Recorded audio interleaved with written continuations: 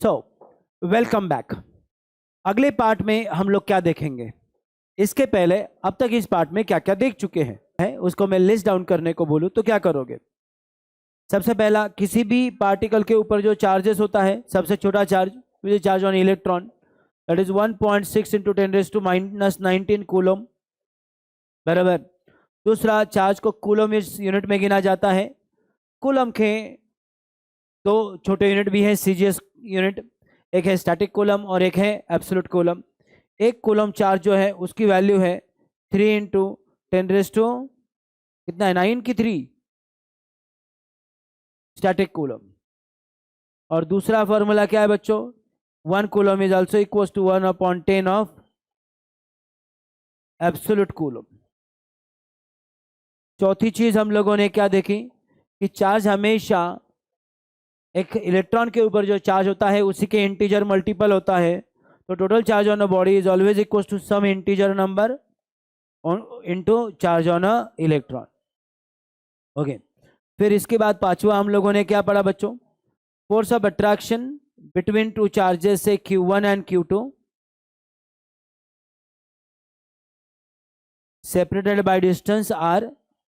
क्या फॉर्मूला पढ़ा, फोर्स जब वो वैक्यूम में रहेंगे तो कितना होगा 1/4 pi epsilon 0 into Q1 Q2 divided by R²। Same दो चार्जेस जब किसी दूसरे मीडिया में जाएंगे तो वही फॉर्मूला होगा 1/4 पाई एप्सिलॉन, खाली एप्सिलॉन लिखोगे आप इस केस में, इंटू बोलो Q1 Q2 divided by R²। फिर हम लोगों ने क्या पढ़ा आगे जाके, डाइलेक्ट्रिक कांस्टेंट, या फिर बोलो बोलो क्या हो रहा है, हाँ, डाइलेक्ट्रिक कांस्टेंट के, या फिर उसी को हम बोलते हैं relative primitivity, which is the ratio of primitivity of a media to primitivity of vacuum. That is also equals to force acting between two charges when they are kept in a media divided by when they are kept in a vacuum।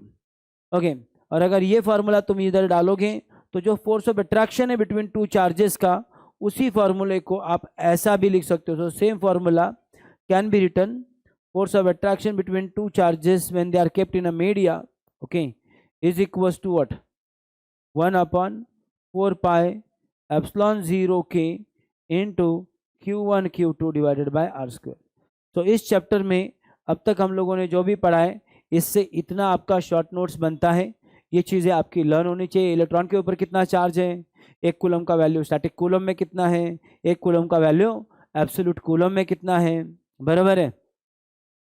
उसके बाद एक body के ऊपर कितना charge हो सकता है, दो चार्जेस के बीच में फोर्स ऑफ अट्रैक्शन कितना होता है जब उनको किसी मीडिया में रखा जाता है, सेम दो चार्ज के बीच में फोर्स ऑफ अट्रैक्शन कितना होता है जब उनको किसी वैक्यूम में रखा जाता है, और उसके बाद डाइलेक्ट्रिक कांस्टेंट क्या होता है, और force of attraction between two media का formula in terms of dielectric constant क्या है।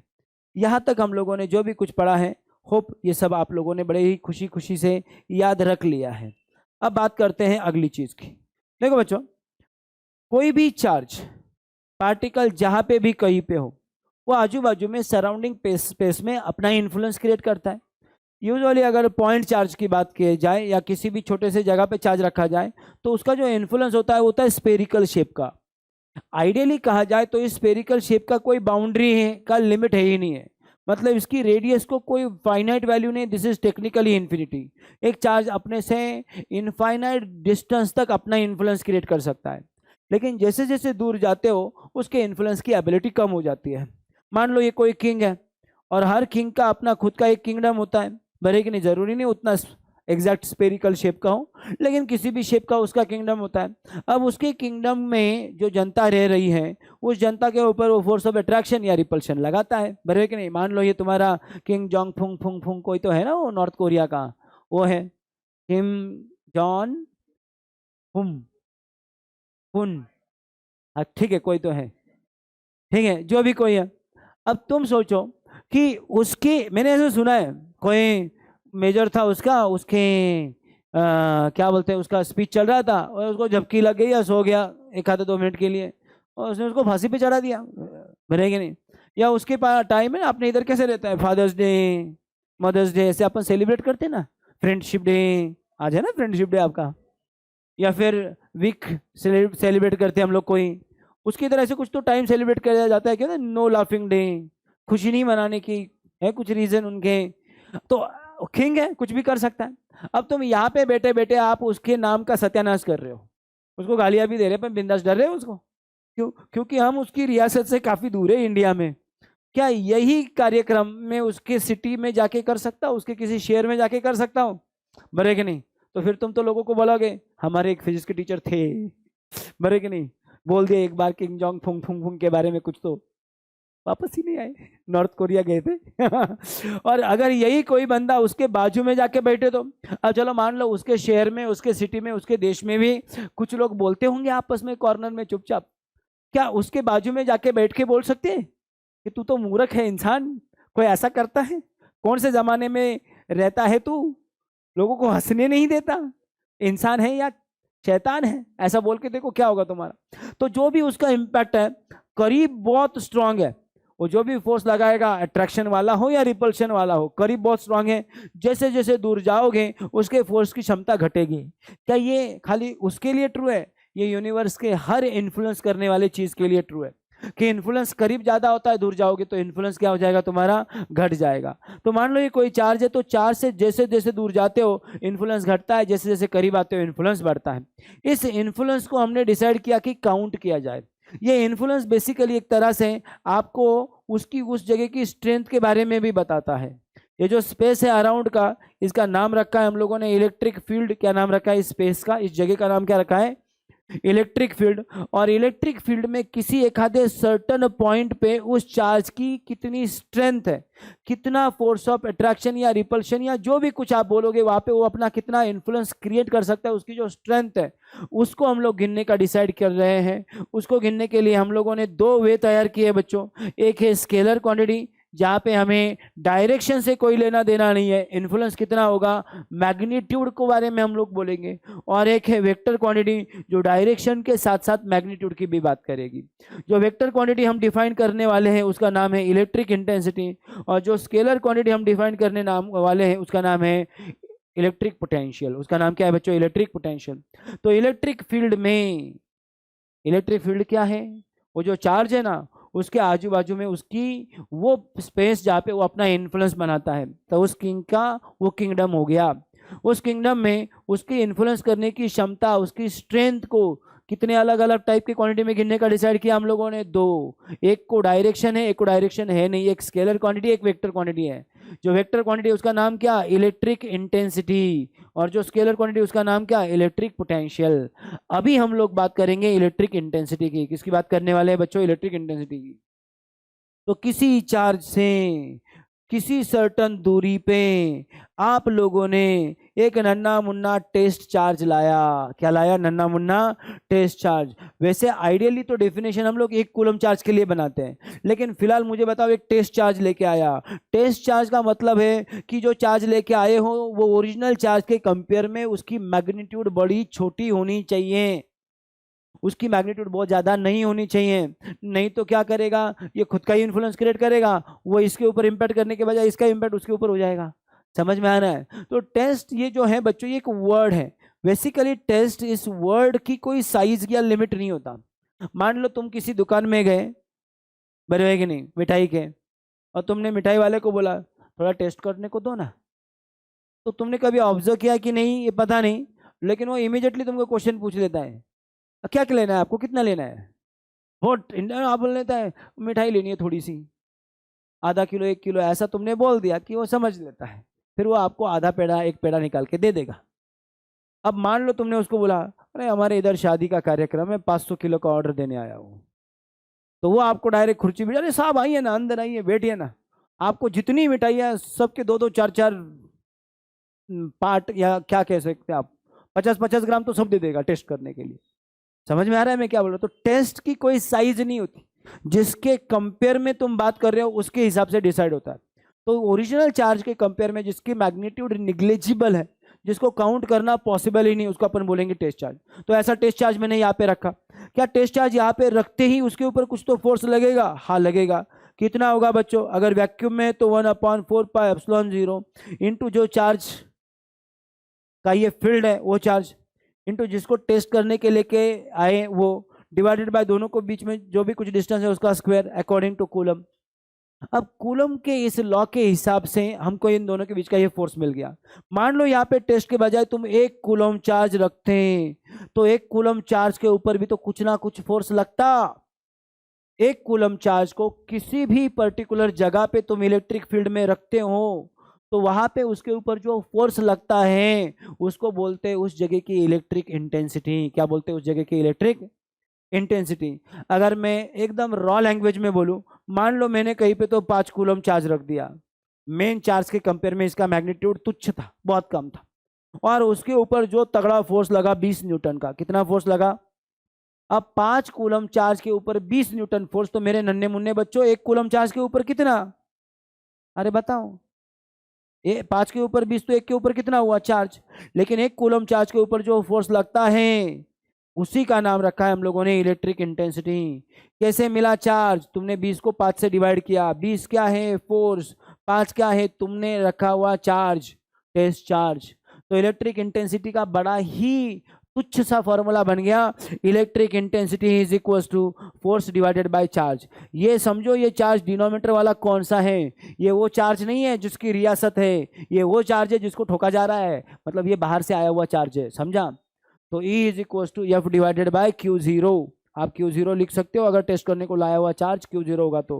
What is the formula of E? E is equal to F divided by Q zero. किसी को डाउट है इसमें? तो बड़ा सिंपल सा फॉर्मूला है। अगर तुमको पूछा जाए कि अब हम जहाँ पे रह रहे हैं, मान लो ये किसी राजा का राज्य है, और मैंने तुमको बोला कि बेटा इस जगह पे तुम्हारे राजा की स्ट्रेंथ कितनी है, तो बस वहाँ पे एक घुसपैठिया लेके आओ, उसको कितना राजा ठोकेगा उससे पता चलेगा कि राजा की वाकई स्ट्रेंथ कितनी है। अब कुछ कर नहीं पाया तो समझने का राजा में कोई दम है नहीं, लेकिन अगर बहुत पीटा तो समझ लो। बराबर है कि नहीं? समझ में आ रहा है मैं क्या बोल रहा हूँ? पक्का? डेफिनेशन क्लियर है? So what is electric intensity? It is force acting per unit test charge place at a point. चलेगा बच्चों?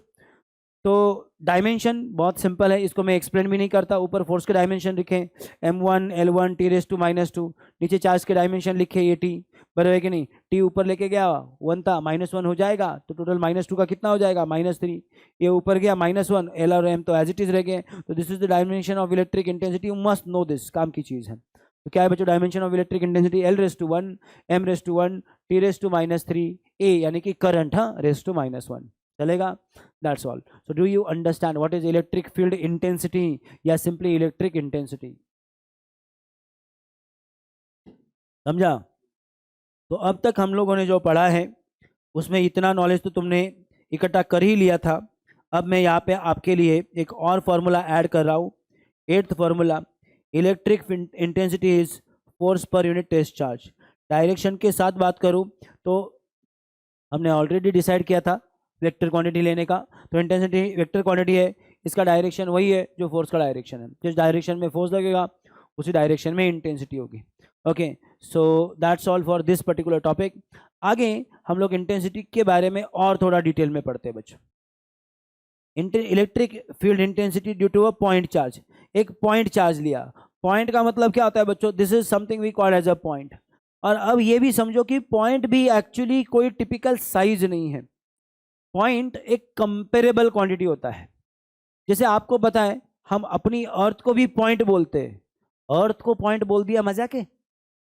अर्थ को मैंने पॉइंट बोल दिया, और अर्थ को पॉइंट बोलने वाला मैं कौन हूं? एक्चुअली देखा जाए तो अर्थ को हम लोग पॉइंट नहीं बोल सकते, क्योंकि अपने कंपेयर में तो अर्थ पॉइंट है नहीं।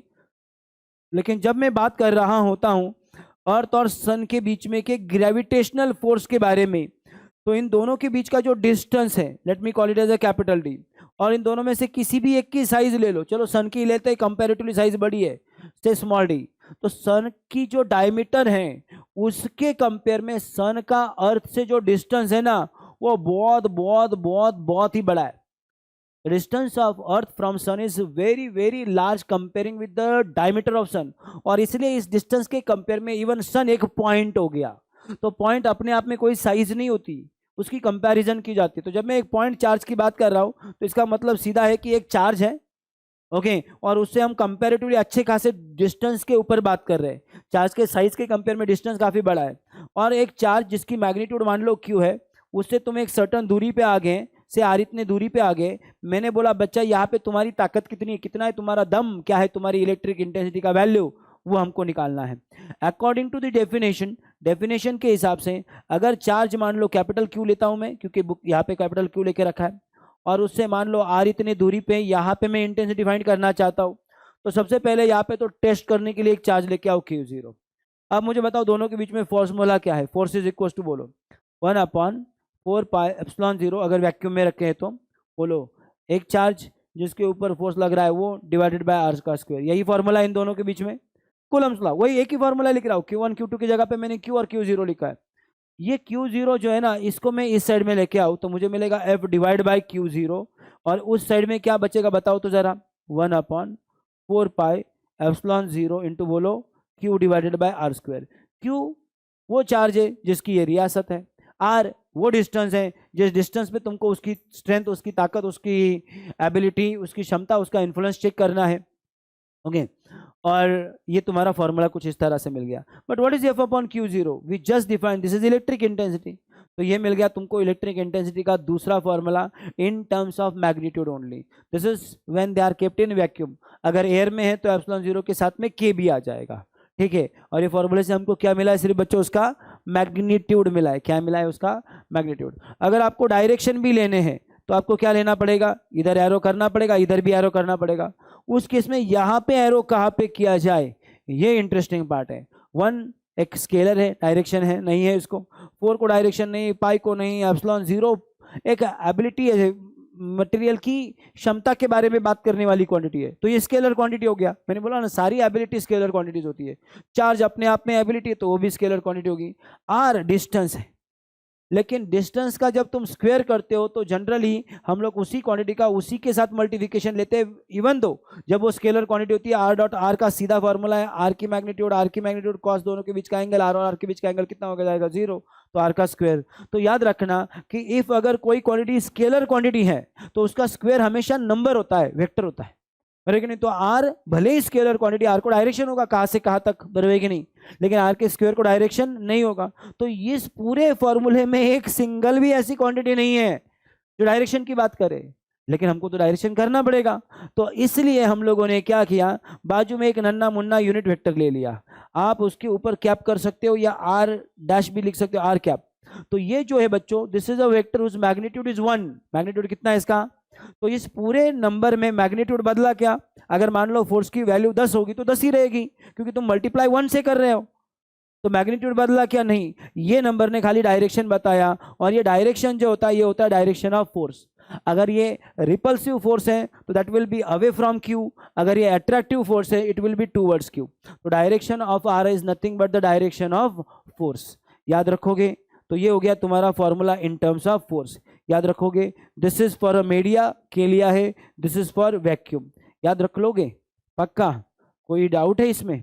तो अब तक इंटेंसिटी के तुमने जितने भी फॉर्मूले पढ़े थे उसमें और एक फॉर्मूला ऐड हो गया। यहाँ पे हम लोगों ने ऑलरेडी 8 पॉइंट लिख लिए थे यहाँ पे, और ये पॉइंट्स अगर आप लोग नहीं लिखोगे ना बच्चों तो याद रखो तुम लोगों ने लेक्चर किया नहीं किया एक ही हो गया। तो ई का दूसरा फॉर्मूला क्या हो गया बच्चों, 1/4πε0, जिसकी दुनिया वो charge divided by R square in form of vector. यही फॉर्मूला क्या हो गया, E bar is equal to 1/4πε0 Q divided by R square. इसमें कोई नहीं था जो डायरेक्शन की बात कर रहा था, तो हम लोगों ने बाजू में लिखा आर कैप। आर कैप क्या हो गया तुम्हारा, डायरेक्शन। और अगर कोई बच्चा चाहे तो ऐसा कर सकता था कि ई इज इक्वल टू 1/4πε0, करना मत, गरज वाटली तुम्हाला तो करू शकता तुम, r³ इंटू आर कैप ऐसा भी लिख सकते हो। इसमें ऊपर तुमने यूनिट वेक्टर नहीं लिया बल्कि पूरा वेक्टर r ले लिया। अगर पूरा वेक्टर r लिया तो उसकी मैग्नीट्यूड r है और उसकी डायरेक्शन भी उसके साथ आ गई, तो एक एक मैग्नीट्यूड कैंसिल हो जाएगा, r³ के बजाय r² बच जाएगा। तो तुम ऐसा लिख सकते हो। तो even this formula is also not wrong. इस केस में तुमने r से मल्टीप्लाई डिवाइड किया और ऊपर का जो r है उसकी मैग्नीट्यूड तो आ रही है लेकिन डायरेक्शन भी ले ली, ठीक है। तो दिस इज अल्टरनेटिव फार्मूला, किसी बुक में लिखा हुआ हो सकता है तो तुम कंफ्यूज हो जाओगे, बोलोगे सर r³ कैसे हो गया, वैसे फॉर्मूला में r² था। तो that's all for electric intensity का ये फॉर्मूला और ये टॉपिक तक हमने पढ़ा। अब देखने वाले हम लोग electric lines of force and electric flux. चलो देखो बच्चों, हमने बोला कि एक चार्ज वो चार्ज है, चार्ज की अपनी खुद की एक दुनिया है। उस दुनिया का नाम हम लोगों ने रखा इलेक्ट्रिक फ्लक्स। क्या नाम रखा बच्चों? जैसे हमारे किंग छोंग फोंग फोंग फोंग फोंग फोंग की भी दुनिया है, उस दुनिया का नाम रखा है हम लोगों ने नॉर्थ कोरिया। लेकिन नॉर्थ कोरिया दिखता है एग्जैक्टली पृथ्वी के ऊपर कहाँ पे है वो हमको पता है। तो में से किसी की बड़ी इच्छा होगी जाके देख के भी आ सकता है, सिर्फ वहाँ पे जाने के बाद है ना बड़े ईमानदारी में रहने का, हर रूल को फॉलो करने का, वरना जाने का रास्ता मिलेगा, आने का नहीं मिलेगा। ठीक है, तो मेरे प्यारे बच्चों, चार्ज की दुनिया दिखती है क्या? इलेक्ट्रिक फील्ड दिखता है आंखों से? नहीं दिखता। अगर मैंने आपको कहा कि ऐसा ही एक अर्थ ले लो या कोई भी प्लेनेट ले लो, उसके बाजू में भी उसकी दुनिया होता है जिसको अपन ग्रेविटेशनल फील्ड बोलते हैं। क्या कभी तुमने अर्थ के ऊपर ग्रेविटेशनल फील्ड को देखा है? आंखों से देखा है? नहीं। फील किया है? हाँ। थोड़ा सा छलांग मारो किधर से तो हाथ पैर टूट जाएंगे, तुमको पता चलेगा this is because of the gravitational field of earth और because of the gravity of earth. अगर कोई बार मैग्नेट लेता है नॉर्थ पोल साउथ पोल वाला, उसके बाजू में दूसरा मैग्नेट आता है तो उसको रिपल करता है, अट्रैक्ट करता है। उसके बाजू में तुम कोई लोखंड जैसे मटेरियल को रखो, निकेल कोबाल्ट जैसे मटेरियल को रखो, वो अट्रैक्ट करता है, कुछ को इवन रिपल भी करता है। तो मैग्नेटिक फील्ड बोलते हैं स्पेस को। क्या मैग्नेटिक फील्ड भी तुमने देखा है?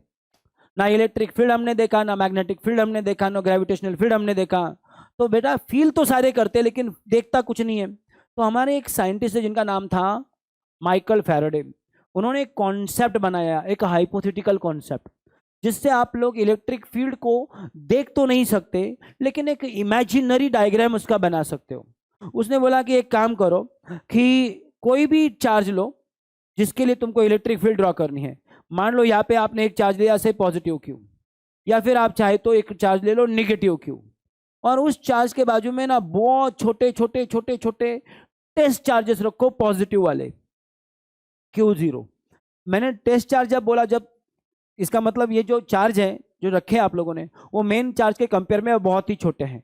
मान लो मेन चार्ज अगर एक टाइगर है, मैंने आपको बोला कि मेन चार्ज अगर एक टाइगर है तो ये जो छोटे छोटे से चार्जेस हैं, ये छोटे छोटे चार्जेस क्या हो सकते हैं उसके कंपेयर में? एक मिनट, हाँ ओ प्यारे बच्चे काहे बातें करते हो बे? हाँ चलो ध्यान दो। तो मैंने आपको कहा कि ये एक मेन चार्ज है और उसके बाजू में हमने क्या रखा? कई सारे छोटे छोटे चार्जेस रखे।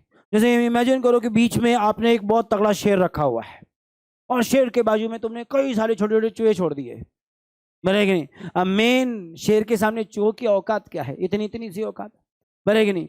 और मोस्ट प्रोबेबली शेर के देख के चूहे अपनी जान बचा के भागेंगे। अगर शेर को देख के नहीं भाग रहे तो बीच में एक बिल्ली रख दो तगड़ी टुकड़ी वाली, उसको देख के तो पक्का भागेंगे। और ये इमेजिन करो कि सारे के सारे ऐसे स्ट्रेट लाइन में भाग रहे हैं, हर दिशा में, हर पॉसिबल दिशा में। अगर इसका डायग्राम एक्चुअल इमेजिन करोगे तो सेंटर में कोई तो चार्ज है और उस चार्ज से हर पॉसिबल डायरेक्शन में एक स्पेरिकल रीजन में तुमने ऐसी लाइन ड्रॉ की है।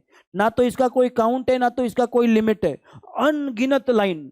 सेंटर में एक चार्ज लो और उससे पूरे स्पेरिकल रीजन में ऐसे इनफाइनाइट नंबर्स ऑफ लाइन निकालो। ये भाग रहा है बेचारा अपनी जान बचा के चूहा उस बिल्ली से या उस शेर से।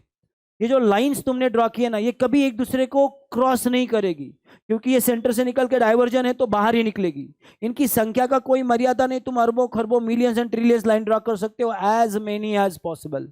ये जो लाइंस है ना बच्चों, इन लाइंस को बोलते हैं इलेक्ट्रिक लाइंस ऑफ फोर्सेस। क्या बोलते हैं इन लाइंस को? बोलो जल्दी से, इलेक्ट्रिक लाइंस ऑफ फोर्सेस। यही अगर निगेटिव चार्ज के बाजू में तुम ऐसे पॉजिटिव चार्ज छोड़ते तो वो अंदर आता, बस इतना ही फर्क है। तो इतना ही फर्क है इलेक्ट्रिक लाइंस ऑफ फोर्सेस के बारे में कि पॉजिटिव चार्ज के लिए ये होती है आउटवर्ड और नेगेटिव चार्ज के लिए होती है इनवर्ड। और ये तो दुनिया का रूल है। तुम दुनिया में देखो ना, जो पॉजिटिव माइंडेड लोग होते हैं, कोई पॉलिटिशियन है मान लो पॉजिटिव माइंडेड है, बहुत दुनिया का अपने जनता का भला करना चलता है, वो बोलता है जाने दो यार, जाने दो, ये जिसको दे दो, वो उसको दे दो, सबको दे दो, सबको दे दो। वही निगेटिव माइंडेड पॉलिटिशियन होता है तो बोलता है इधर से आने दो, इधर से आने दो, इधर से 2% आने दो, इधर से 5% आने दो, इधर से पूरा 100% आने दो, सत्यानाश हो जाए। बराबर कि नहीं? तो ये दुनिया का रूल है, पॉजिटिव के लिए आउटवर्ड है, नेगेटिव के लिए इनवर्ड है। अब तुम डिसाइड करो तुम कौन सा वर्ड हो। ओके चलेगा। अब हम निकालने जा रहे हैं बच्चों अगली चीज। इलेक्ट्रिक फ्लक्स एक फिजिकल क्वांटिटी है और बड़ी काम की फिजिकल क्वांटिटी है। मान लो ये कोई चार्ज है, ये चार्ज की ये इलेक्ट्रिक फील्ड है। समझने के लिए मैंने चार्ज लिया पॉजिटिव चार्ज, तो naturally electric lines of fields कैसी है बच्चों, इसकी आउटवर्ड्स है। अनगिनत लाइन तुम ऐसी इसकी आउटवर्ड निकाल सकते हो। स्पेरिकल रीजन से ऐसी लाइन आउटवर्ड आ रही है। अब इलेक्ट्रिक फ्लक्स ये जो क्वांटिटी है this is specifically defined for a area, area के लिए निकाला जाता है। कुछ चीजें ऐसी होती हैं कि सर्टन चीज के लिए निकाल जा सकती है। जैसे मैंने तुमको क्वेश्चन पूछा कि बेटा ये जो क्वाड्रिलेटरल दिख रहा है इस क्वाड्रिलेटरल का वॉल्यूम बताओ, तो ये क्वेश्चन पूछना ही अपने आप में मूर्खता है। क्वाड्रिलेटरल का वॉल्यूम नहीं निकालते, उसका एरिया निकालना पॉसिबल होता है। मैंने आपको एक सेगमेंट दिया पॉइंट ए से लेके बी तक, मैंने बोला इस सेगमेंट का एरिया बताओ। सेगमेंट की लेंथ गिनी जाती है, उसका एरिया नहीं गिना जाता। उसी तरह से किसी इलेक्ट्रिक फील्ड में तुमने कोई एरिया चूज किया तो उस एरिया का इलेक्ट्रिक फ्लक्स निकालते हैं। इलेक्ट्रिक फ्लक्स पॉइंट का नहीं निकालते, इंटेंसिटी पॉइंट की निकाली जाती है। तो मैंने आपको क्या बोला बच्चों, मैंने आपको बोला कि इलेक्ट्रिक इंटेंसिटी और इलेक्ट्रिक पोटेंशियल पॉइंट के लिए फाइंड किया जाता है। इलेक्ट्रिक फील्ड में कोई भी एक पॉइंट पकड़ा तो उस पॉइंट की इंटेंसिटी कितनी है, उस पॉइंट का पोटेंशियल कितना है, ये फाइंड किया जाता है। लेकिन फ्लक्स पॉइंट के लिए नहीं, फ्लक्स एरिया के लिए फाइंड किया जाता है। फ्लक्स इसके लिए फाइंड किया जाता है बच्चों, एरिया के लिए। तो मान लो मैंने इलेक्ट्रिक फ्लक्स में ऐसा कोई एरिया लिया, वैसे तो आप एरिया कैसे भी ले सकते हो, लेकिन फिलहाल मैंने जो एरिया लिया है वो उस स्पेरिकल शेप के सरफेस के ऊपर लिया है। तो इमेजिन करो किसी फुटबॉल के सेंटर में चार्ज है और फुटबॉल के ऊपर मैंने कोई सरफेस लेके रखा है। कॉमन सेंस है, जो भी लाइन निकलेगी फुटबॉल से सीधी बाहर निकलेगी, यानी कि जो एरिया तुमने चूज किया उस एरिया के साथ कितना एंगल करेगी, एरिया के साथ 90 डिग्री का एंगल करेगी। So all these lines are chosen normal. कैसे लिए मैंने, इंटेंशनली नॉर्मल, यानी कि एरिया को परपेंडिकुलर। अब तुमने जो भी कुछ एरिया तुमको दिया होगा, जितना भी एरिया तुमको दिया होगा, उस एरिया से जितनी भी लाइन बाहर निकलेगी उसको बोलते हैं उस एरिया का फ्लक्स। क्या बोलते हैं बच्चों, उस एरिया का। सो what is flux of area, एखादे एरिया का फ्लक्स क्या होगा। Flux of any area in a electric field is the numbers of electric lines of forces, is the numbers of electric lines of forces passing normally through that area. उस area से जितनी line जा रही है उसको बोलने का उस एरिया का फ्लक्स। तो तुमने गिन ली 1 2 3 4, 1 2 3 तो तुमको आता है, बने कि नहीं, तो ऐसे लाइन गिन ली तो उसको बोलने का उस एरिया का फ्लक्स। अब तुम्हारे माइंड में ऐसा सवाल आना चाहिए कि सर आपने थोड़ी देर पहले बोला कि इस लाइन का कोई काउंट नहीं है, इसका कोई लिमिट नहीं है, आप चाहे उतने लाइंस बना सकते हो, तो ये काउंट कैसे करे। तो उसके लिए हम आगे जाके फ्लक्स का फॉर्मूला बनाएंगे और उससे इन लाइन को काउंट भी कर सकेंगे। तो मान लो एरिया तुमने जो लिया था उस एरिया से कुछ लाइंस ऐसी परपेंडिकुलर बाहर निकली, जितनी लाइन उस एरिया से परपेंडिकुलर बाहर निकलेगी उसको बोलने का उस एरिया का फ्लक्स। ये समझा। लेकिन अगर ऐसा हुआ कि जो एरिया मैंने चूज किया है वो एरिया और ये जो लाइंस हैं ये परपेंडिकुलर ना हुए, तो लाइंस मान लो ऐसे निकल रहे हैं जैसे मैंने अभी ब्लू कलर से ड्रॉ की, लेकिन हमारा डेफिनेशन तो बोलता है कि लाइन कैसी होनी चाहिए, परपेंडिकुलर होनी चाहिए। मान लो इन दोनों ने आपस में एंगल कर लिया थीटा, तो ऐसी केस में लाइन की संख्या गिनने की कैसी, क्या इस केस में भी सारे लाइन लेने के, डेफिनेशन तो परपेंडिकुलर लाइन बोल रहा है, तो इस केस में सारे लाइन नहीं लेने के, जितने लाइंस तुम्हारे यहाँ से निकल रहे मान लो उनकी संख्या 5 है, तो तुम लोगों ने बोलने का 5 इंटू कॉस ऑफ थीटा लेते हैं sir, where theta is angle between this two lines. तो उस केस में तुमने कॉस थीटा से मल्टीप्लाई कर लेने का। जैसे मान लो कि टोटल यहाँ पे ना 10 लाइन जा रही थी, कितनी लाइन जा रही थी 10, और ये जो एंगल है ना वो 60 डिग्री हो रहा था। कितना एंगल हो रहा था 60 डिग्री। तो तुम इस केस में आंसर क्या लोगे, 10 इंटू कॉस ऑफ 60। कॉस 60 का वैल्यू कितना है बच्चों 1/2। तो तुम्हारा फ्लक्स कितना आएगा उस केस में 5 ही आएगा, इस एरिया का फ्लक्स 10 नहीं आएगा। 10 लाइन अगर 60 डिग्री एंगल में किसी एरिया से गुजर रही है तो फ्लक्स 5 ही पकड़ा जाएगा। समझ में आ रहा है। तो लाइन लेने की कैसे है, नॉर्मल। अगर नॉर्मल नहीं है तो कुछ एंगल कर रही है थीटा, तो कितना लेने का उस केस में, उसको कॉस थीटा से मल्टीप्लाई कर लेने का। और अगर ये लाइन परपेंडिकुलर हो जाए, मान लो ये तुम्हारा एंगल है, धीरे धीरे ये एंगल कम होगा, जैसे जैसे ये एंगल कम होगा थीटा कम होगा, जैसे जैसे थीटा कम होगा तुमको बताने की जरूरत नहीं है कि कॉस ऑफ थीटा बढ़ेगा, थीटा घटने से कॉस थीटा की वैल्यू बढ़ती है, यानी कि उस केस में लाइंस की संख्या बढ़ जाएगी। फिर वो 5 की जगह पे 6 होगा, 7 होगा, 8 होगा। मान लो थीटा घट गया और ये लाइन डायरेक्ट यहीं पे आ गई, यानी कि थीटा घट के सीधा 0 हो गया, तो कॉस ऑफ 0 की वैल्यू कितनी हो जाएगी 1 हो जाएगी, यानी कि 5 इंटू 1, तो टोटल लाइन 5 की 5 काउंट हो जाएंगी। समझ में आ रहा है। तो अगर तुम्हारी लाइन थीटा एंगल कर रही है तो तुम 5 नहीं लोगे, तुम लोगे 5 इंटू कॉस ऑफ थीटा। और अगर थीटा रिड्यूस होके 0 हो जाए तो वो 5 ऑटोमेटिकली हो जाएगा। ये समझ में आ गया सबको। ओके। तो हमने इलेक्ट्रिक इंटेंसिटी समझा, हमने इलेक्ट्रिक फ्लक्स समझा। ओके, इलेक्ट्रिक फ्लक्स का हमने डेफिनेशन भी देखा। अब हम दूसरा काम करने जा रहे हैं। We are going to define electric intensity again. एक डेफिनेशन बना चुके, force acting on test charge unit positive charge, right. अब हम दूसरा डेफिनेशन बनाने जा रहे हैं in terms of electric lines of forces. Again consider this is some electric field, इस चार्ज की ये फील्ड है, इससे अनगिनत इलेक्ट्रिक लाइंस ऑफ फोर्सेस आप इस तरह से नॉर्मली बाहर निकाल सकते हो, अनगिनत, कोई संख्या का इसका लिमिट है नहीं। अब मैंने क्या किया पता है, इसी इलेक्ट्रिक फील्ड में एक पॉइंट लिया। अब की बार मैंने पॉइंट लिया है क्योंकि इलेक्ट्रिक इंटेंसिटी और पोटेंशियल किसके लिए निकालते हैं बच्चों, पॉइंट के लिए, और फ्लक्स किसके लिए निकाला जाता है, एरिया के लिए। किसके लिए क्या निकालते हैं उसको याद रखना। तो इस इलेक्ट्रिक फील्ड में मैंने एक पॉइंट लिया, तो वही फुटबॉल है, फुटबॉल के ऊपर मैंने एक छोटा सा पॉइंट ले लिया, फुटबॉल के ऊपर मार्क कर लिया, फुटबॉल के सेंटर में चार्ज है, सारे फुटबॉल से लाइंस बाहर निकल रही है। ये जो पॉइंट मैंने तुम्हारे सामने लिया हुआ है, उस पॉइंट के बाजू में मैंने एक एरिया ड्रॉ किया। एरिया का शेप मैटर नहीं करता, लेकिन एरिया की मैग्नीट्यूड कितनी होनी चाहिए, ए इक्वल्स टू 1 होनी चाहिए। कितना होगा एरिया का वैल्यू, ए। तो एक एरिया लिया, क्या इस एक एरिया से कुछ लाइन बाहर आती हुई तुम्हें दिख रही है, उस एक एरिया से कुछ लाइन नॉर्मली बाहर आते हुए तुमको दिख रही है क्या, वो संख्या गिनोगे तो उसको बोलेंगे उस जगह की intensity. So what is intensity, intensity is nothing but the numbers of electric lines of forces passing normally through that one area, through that one area drawn around the point। तो तुम्हें जिस पॉइंट का electric intensity निकालना है ना, बस उसके बाजू में एक छोटा एरिया बना दो। कितना होना चाहिए एरिया, एग्जैक्टली 1। उससे कितनी लाइन बाहर आ रही है काउंट करो, उसको बोलने का उस एरिया का intensity.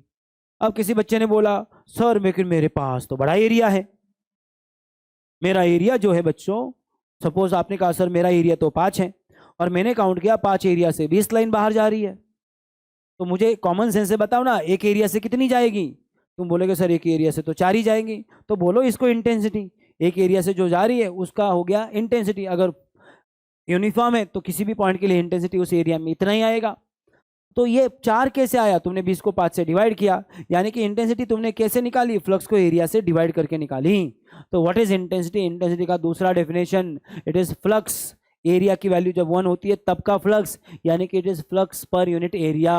It is what, flux per unit area. What is it, is flux per unit area. तो ये हो गया तुम्हारा formula, numbers of lines of forces यानी कि flux divided by area enclose in that, मतलब जिस एरिया से जा रही है, यानी कि ये। तो इंटेंसिटी का दूसरा फॉर्मूला क्या हो गया बच्चों, intensity is flux divided by area. इस पर्टिकुलर चैप्टर में ना हमने एरिया को एस सिंबल से रिप्रेजेंट करके रखा है, और एस इसलिए क्योंकि हमारा जो फील्ड है वो हो सकता है कि स्पेरिकल शेप का है, तो हमको कौन सा एरिया लेना है, सिर्फ सरफेस वाला एरिया लेना है। इसलिए instead of saying area we say surface area and we choose the symbol S. तो हम लोग एरिया के लिए क्या सिंबल यूज करेंगे बच्चों, एस। ये समझा सब बच्चों को, श्योर। तो बताओ मुझे इंटेंसिटी का दूसरा वाला definition, flux per unit area. याद रखोगे। अब ये जो फॉर्मूला है, इस फॉर्मूले में मैं ये एस इधर लेके जाऊँ तो कच्चा फार्मूला बना रहा हूं मैं तुम्हारे लिए फिलहाल, बाद में इसको पका लेंगे अपन। तो फ्लक्स हो जाएगा इंटेंसिटी इनटू एरिया। इंटेंसिटी तो तुम गिन सकते हो क्योंकि इंटेंसिटी का ऑलरेडी तुम्हारे पास और एक फॉर्मूला है। एरिया तुम गिन सकते हो, एरिया गिनने के लिए कौन सा बड़ा तीर मारने की जरूरत है। तो इंटेंसिटी इनटू एरिया कर लोगे तो तुमको फ्लक्स मिलेगा। तो this is how we measure flux. वरना तुम्हारे माइंड में सवाल आना चाहिए था कि सर फ्लक्स गिनी कैसे सकते हैं, कैसे गिनेंगे ये लाइंस। लाइंस पहली बात तो दिखते नहीं, इमेजिनरी लाइंस। दूसरा उनकी संख्या कैसे है, कैसे लेने की वो पता नहीं, उनको गिनने को बात कर रहे हो। तो वो चीजें जो गिननी पॉसिबल ही नहीं, उनको कैसे गिनेंगे। तो इस तरह से हम फ्लक्स गिनते हैं, याद रखोगे। अब थोड़ा मैथमेटिकल प्रॉब्लम है। फ्लक्स जो है बच्चों, this is a scalar quantity, number है ना, कितनी लाइंस, तो कितनी लाइंस तो संख्या होगी, इसको डायरेक्शन है क्या, नहीं। Intensity is a vector quantity. Wow, intensity कौन सा क्वांटिटी बच्चों, वेक्टर। अब थोड़ा गड़बड़ है, हमने वेक्टर के बारे में जो पढ़ के रखा है मैथमेटिक्स, वो ऐसा है कि वेक्टर को स्केलर से मल्टीप्लाई करोगे तो जो आंसर आएगा वो वेक्टर होना चाहिए। और आज तक हम लोग जिस चीज से एरिया के बारे में जितना हम जानते हैं, क्या एरिया को कभी डायरेक्शन देखा है आपने, सर्कल का एरिया, ट्रायंगल का एरिया, किसी भी चीज का एरिया, एरिया को डायरेक्शन होता है क्या, नहीं। तो एरिया अपने आप में एक स्केलर क्वांटिटी हमने आप तक मान के रखा है। तो अभी तो काशी हो गया, vector into scalar is always a vector. तो ये मैथमेटिक्स का क्या करें, इसके समझ में आ रहा है मैं क्या बोल रहा हूं। तो हमने सोचा कि वेक्टर की दूसरी वाली एक प्रॉपर्टी है, हमने एक पढ़ के रखा है कि वेक्टर इनटू वेक्टर, वेक्टर भी हो सकता है, स्केलर भी हो सकता है। जब वेक्टर होता है उसको बोलते हैं वेक्टर प्रोडक्ट, जब स्केलर होता है उसको बोलते हैं स्केलर प्रोडक्ट। वेक्टर प्रोडक्ट में बीच में क्रॉस करते हैं, स्केलर प्रोडक्ट में बीच में डॉट करते हैं, इसलिए इसका नाम डॉट प्रोडक्ट या स्केलर क्रॉस प्रोडक्ट ऐसे भी रखते हैं, बरोबर है ना। तो हमने आज के बाद एरिया के बजाय और एक नई क्वांटिटी इजाद कर ली, उसका नाम एरिया नहीं, उसका नाम है एरिया वेक्टर। क्या बोला मैंने, नाम उसका एरिया वेक्टर। अब हम ऐसी फिजिकल क्वांटिटी की बात करने वाले बच्चों जो है तो एरिया लेकिन उसको डायरेक्शन है। तो अगर मैं आपको बोलूं कि मेरे फोन का एरिया बताओ, सरफेस एरिया बताओ, तो आप बोलोगे सर रेक्टेंगुलर शेप का है, लेंथ इनटू विड्थ, मान लो ये 4 सेंटीमीटर है, ये 10 सेंटीमीटर है, आप बोलोगे सर 40 सेंटीमीटर आपके फोन का एरिया है। लेकिन बोला इसका एरिया वेक्टर बताओ, तो आप क्या करोगे, लेंथ या ब्रेथ किसको किससे मल्टीप्लाई करोगे वो डिसाइड होगा। पहले तो length into breadth, right hand thumb rule से इसका डायरेक्शन निकालोगे। लेंथ इनटू ब्रेथ किया तो मेरे ओर का परपेंडिकुलर, और ये ऐसा करोगे तो तुम्हारे ओर का परपेंडिकुलर। तो आज की बात हम खाली एरिया नहीं लेंगे, मैग्नीट्यूड तो जितना है उतना ही रहेगा, लेकिन हमारे एरिया को आज के बाद डायरेक्शन होगा, और एरिया का डायरेक्शन हमेशा एरिया को परपेंडिकुलर रहेगा। एरिया का डायरेक्शन हमेशा क्या रहेगा, एरिया को परपेंडिकुलर। याद रखोगे। और साथ में हम ऐसा डायरेक्शन लेंगे जो, अगर ई की बात करूंगा तो मैं ई के पैरेलल लेंगे, तो ई अगर इस डायरेक्शन में तो एरिया का डायरेक्शन उसी साइड वाला लेने का। याद रखोगे, कोई डाउट है तुमको? ओके, तो अब मुझे बताओ ई कौन है तुम्हारा, वेक्टर, तो इसके ऊपर बार होगा, डायरेक्शन है ना। यस, सरफेस एरिया, अब से हमने उसका नाम रख दिया वेक्टर एरिया, तो उसको भी है डायरेक्शन। आंसर आ रहा है फ्लक्स, लेकिन फ्लक्स कौन है हमारा, scalar quantity, number of lines बोला था मैंने। तो मुझे बताओ बीच में मैंने क्या करना चाहिए, dot. So this is a most ideal formula of flux. समझ में आ गया सबको? तो मुझे बताओ क्या फॉर्मूला बन गया बच्चों फ्लक्स का? अरे बोलो रे प्यारे बच्चों, फ्लक्स इज इक्वल टू, रुको, हाँ, तो फ्लक्स का और भारी फॉर्मूला बन गया E bar dot S bar. याद रखोगे इस फॉर्मूले को? बोलोगे तो नहीं? समझा? ओ प्यारे बच्चों, ओ मेरे नन्हे मुन्ने बच्चों, ध्यान दो। तो मेरे प्यारे बच्चों देखो, बन गया फ्लक्स का एक नया formula, intensity into what, electric intensity into surface area.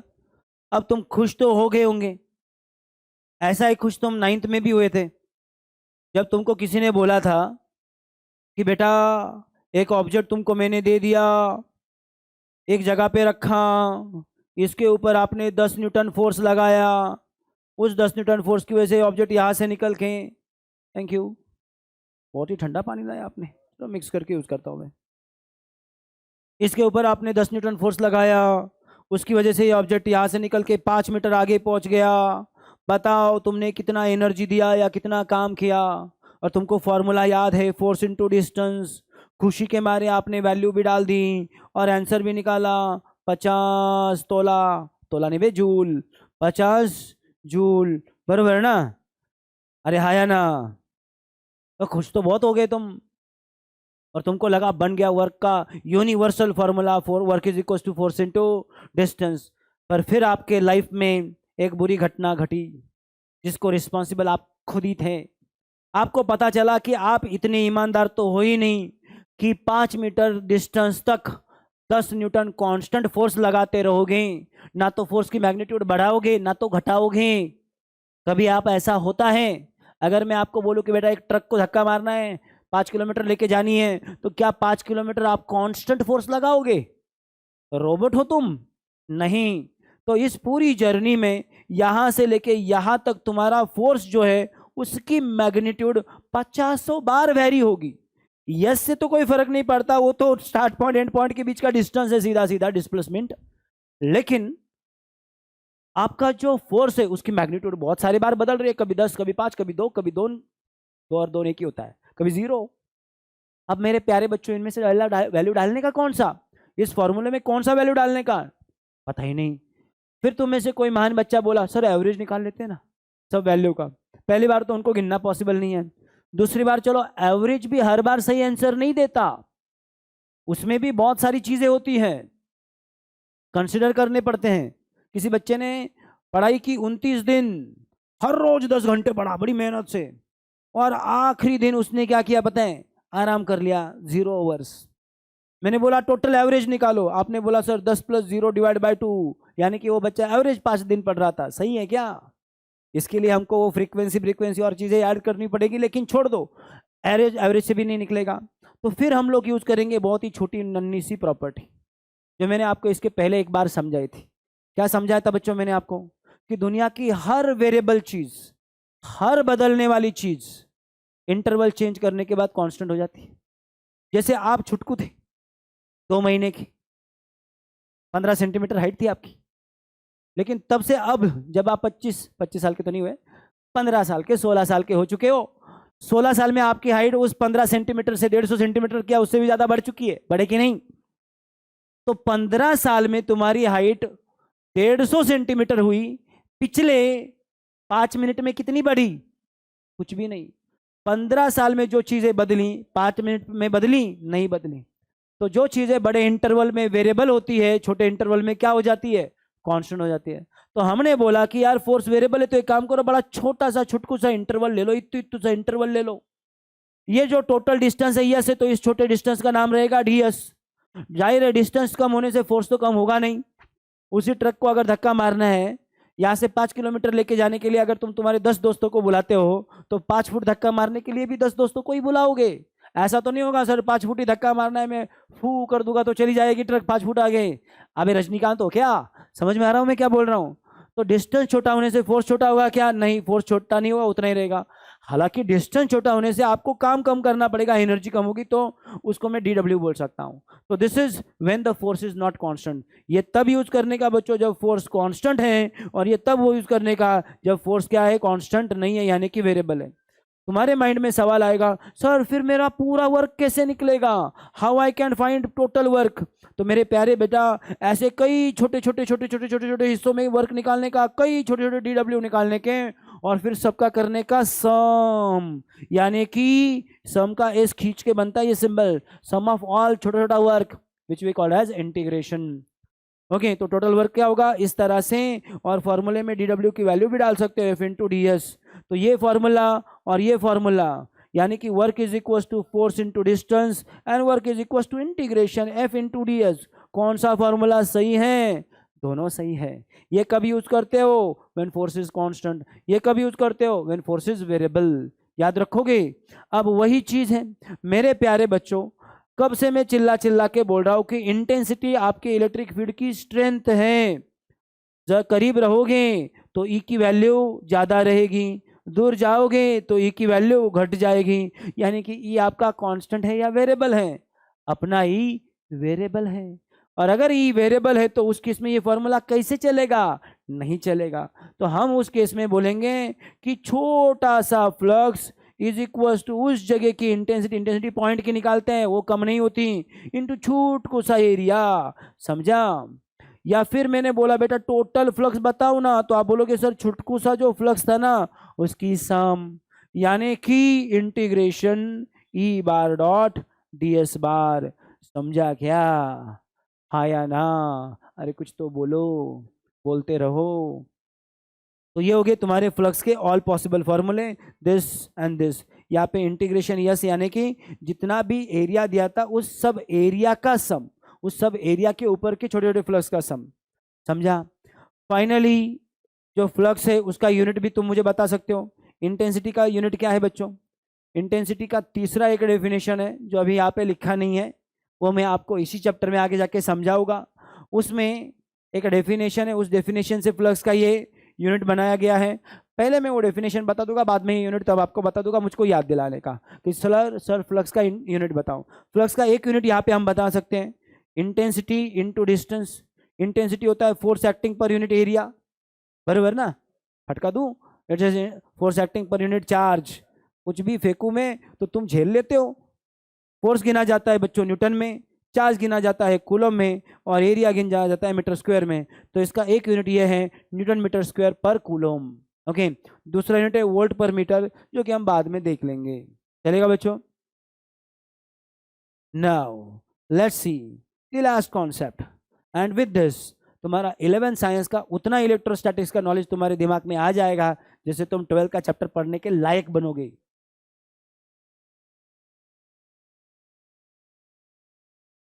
यहाँ पे हमारा 11th होता है खत्म, एक्चुअली पूरा 11th नहीं, जितना काम का था उतना होता है खत्म, और हम 12th का इलेक्ट्रोस्टैटिक्स पढ़ने के स्टेट में जाते हैं। इतने फॉर्मूले और इतना नॉलेज जिसने अपने दिमाग में समेट के रखा, वो 12th के पहले ही कॉन्सेप्ट से तेज तर्रार शुरुआत कर सकता है, बराबर है कि नहीं। Being a good physics teacher, ये जो टॉपिक मैंने अब तक पढ़ाया ये नहीं पढ़ाना चाहिए। अच्छे फिजिक्स के टीचर इसको नहीं पढ़ाते, वो बोलते हैं कि बच्चों ने खुद मेहनत करनी चाहिए, कम से कम कुछ तो करेंगे। अब मुझे पता नहीं इतना बढ़ाने के बाद भी तुम इसको याद रखोगे कि नहीं रखोगे। आखिरी चीज, पहले तो अपन गॉसियन सरफेस क्या चीज है उसको समझते हैं। देखो बच्चों, एक बंदा था जिसका नाम था गॉस। उसने बोला कि मेरे पास फ्लक्स को गिनने का अल्टरनेटिव तरीका भी है। उसने लॉ बनाया था, लॉ पे हम आधा घुसने नहीं वाले अंदर, लॉ सुन लेंगे खाली। उसने बोला था कि मान लो कहीं पे तुमने एक चार्ज रख दिया, इस चार्ज को या चार्ज बॉडी को, जिस बॉडी के अंदर चार्ज है, सपोज किसी भी शेप की बॉडी है, इस बॉडी के अंदर है ना तुमने चार्ज रखे हुए हैं, इस चार्ज बॉडी को तुम ऐसा एनक्लोज सरफेस लो जिससे वो बॉडी क्लोज हो जाए, ढक दो पूरी बॉडी। ये जो इमेजिनरी सरफेस मैंने बाहर लिया है, इस सरफेस के अंदर आपकी पूरी चार्ज बॉडी को रखा हुआ है। तो charge body is entirely cover by this imaginary surface. इस इमेजिनरी सरफेस को अपन बोलते हैं गॉसियन सरफेस। ये गॉस ने बनाया हुआ इमेजिनरी सरफेस। उसका कहना था कि यहां से जो भी आपकी इलेक्ट्रिक लाइंस ऑफ फोर्सेस बाहर निकलेगी वो इसी इमेजिनरी सरफेस से भी बाहर निकलेगी। उस बॉडी से तो निकलेगी ही निकलेगी, लेकिन इस इमेजिनरी सरफेस से भी तो बाहर निकलेगी। अबे निकलेगी कि नहीं निकलेगी। उन्होंने बोला था मान लो तुमने ये एरिया लिया और इस एरिया का फ्लक्स पूछा कि इस एरिया का फ्लक्स कितना है, तो इस एरिया का फ्लक्स तुम निकाल सकते हो। उसके लिए आपके पास वो जो फॉर्मूला है ना इंटीग्रेशन वाला, या सॉरी कौन सा, इंटेंसिटी इस पॉइंट की इनटू वहां का एरिया, बस वो काम में आ जाएगा। लेकिन उसने बोला कि टोटल फ्लक्स निकालने की तुम्हारी इच्छा है, यानी कि इस पूरे दुनिया में इससे कितने चार्जेस, कितनी लाइंस बाहर निकल रही है वो तुमको गिननी है, सारी की सारी लाइंस। अब सारी की सारी लाइन गिनने की है, यानी कि टोटल एरिया का फ्लक्स निकालना है। तो उसने कहा था ये बड़ा सिंपल है, टोटल एरिया का फ्लक्स कितना होता है जानते हो। उसने कहा था जितना भी तुमने चार्ज अंदर स्टोर करके रखा है, कैपिटल क्यू लिखो स्मॉल क्यू लिखो फर्क नहीं पड़ता, जितना भी चार्ज तुमने अंदर स्टोर के रखा है वो डिवाइडेड बाय जिस मीडिया में रखा है ना उस मीडिया की प्रिमिटिविटी, इतनी ही लाइन इससे बाहर निकलती है। ये टोटल लाइंस है, यानी कि यही तुम्हारा टोटल फ्लक्स है, क्योंकि टोटल फ्लक्स क्या होगा, टोटल लाइंस होंगी। समझा। अगर तुमने इसको वैक्यूम में रखा तो एप्सिलॉन के बजाय एप्सिलॉन 0 होगा, और किसी दूसरे मीडिया में रखा तो क्यू डिवाइडेड बाय एप्सिलॉन होगा। यानी कि मीडिया बदलने से नंबर्स ऑफ लाइंस बदलती है। वैक्यूम में कितनी लाइन बाहर आएगी, क्यू डिवाइडेड बाय एप्सिलॉन 0। किसी दूसरे मीडिया में कितनी आएगी, Q divided by epsilon, where epsilon is media primitivity of the media. Okay, so this is your total flux according to Gauss भैया, और इसी चीज को बोलते हैं गॉस का law. Total flux phi is equal to total charge divided by media की primitivity. याद रख लोगे, बोलो तो मुझे एक बार वापस, what is total flux. Total flux कितना है तुम्हारा, अबे क्या कर रहे हो, टोटल फ्लक्स कितना है तुम्हारा, कितना चार्ज है डिवाइडेड बाय कहाँ पे रखा है उस मीडिया की प्रिमिटिविटी, वैक्यूम के लिए ये। लेकिन अभी अभी हमने टोटल फ्लक्स का एक फॉर्मूला और देखा, integration E bar dot D S bar, देखा कि नहीं। तो ये दोनों चीजें क्या हो गई, इसका मतलब same. So integration E bar dot D S bar is equal to Q divided by epsilon 0। So you may write the statement like this, you may write like this. याद रखना इसके ऊपर अल्टीमेट भारी क्वेश्चन नीट वालों ने पूछे हैं, JEE वालों ने पूछे हैं, और लगे हाथ सीटी वालों ने भी पूछ लिए हैं। Okay, so what is total flux. अगर क्यू इतना चार्ज, कितना चार्ज, क्यू इतना चार्ज, एप्सिलॉन प्रिमिटिव मीडिया में रख दिया तो उससे कितना फ्लक्स बाहर निकलता है, यानी कि कितने लाइंस बाहर निकलते हैं, क्यू डिवाइडेड बाय एप्सिलॉन। और कहाँ पे जाते हैं, पूरी यूनिवर्स में स्फेरिकल शेप में निकल जाते हैं। That's all for your basic, that's all for this session. And इसी तरह से हमने हमारा फाउंडेशन बना लिया है। अब करेंगे हम अपने चैप्टर के ऊपर आक्रमण। Before that let's have a break.